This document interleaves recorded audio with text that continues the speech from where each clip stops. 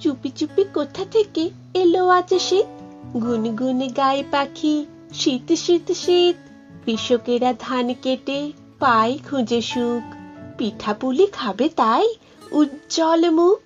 রাখালেরা বাঁশি নিয়ে সুর তুলে গায়, চারিদিকে মাঠগুলো ধানে ছেয়ে যায়।